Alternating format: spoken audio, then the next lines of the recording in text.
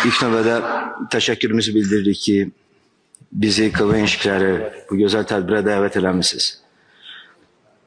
Bir daha fürsətdən istifadə edib hamımızın adından təşəkkürümüzü bildiririk ki, KVN-in ən çətin illərində bizə dəstək olmusunuz.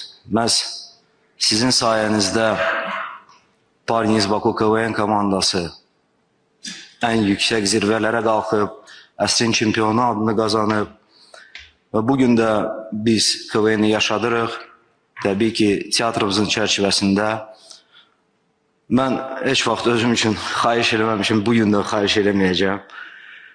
Ancaq nəzərinizə çatdırmaq istəyirəm ki, bu son illərdə bizə qoyulan qadağalara baxmayaraq biz aktiv fəaliyyətimizi davam etdiririk və bunun nəticəsi kimi Leyla xanımın köməkliyi ilə biz Rusiyada çox böyük filmi təqdim elədik. Nəinki Rusiyada, MDM-nin 9 ölkələrində bu film kino yayımı hüququ aldı.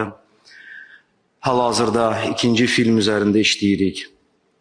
İkinci Dünya müharibəsi qəhrəmanı olan, Milliyyətçi Azərbaycanlı olan Əhmədiyyə Cəbrailov haqqında film üzərində işləyirik. Daha dəqiq desəm, Rusiya Prodüserlər Gildiyasının prezidenti Renat Davletyarov. Ondan sonrasına Rusiya Fond Kino adlı bir qurumu var. Onların razılığını almışıq. Hörmətli səfirimiz Polad Bülbüloğlu bu haqda Rusiya Mədəniyyət Nazirliyinə də məktub yazıb. Onlardan da müsbət cavab almışıq. Hətta Rusiyanın Rusiya 1 kanalı bu filmin 4 seriyasında maraqlanır ki, film orada da işıq üzü görsün və bildiyiniz kimi 2020-ci ildə bütün bəşəriyyət faşizm üzərində qələbəsinin 75 illik yubileyini qeyd edəcək. O cümlədən də biz, Azərbaycan Respublikası. Ona görə sizdən xahiş edirəm ki, bizə bu işdə yardımcı olasınız. Bir neçə biznesmenlərə, tanınmış iş adamlarına müraciət eləmişik, amma hamı bir nəfər kimi deyir ki, qadağalarımız olmasaydı kömək edərdik. Sizdən xahiş edirik ki, bizə bu işdə yardımcı olasınız. Əgər imkan olsa, başqa bir görüşdə biz bu haqda daha ətraflı məlumat verə bilərik.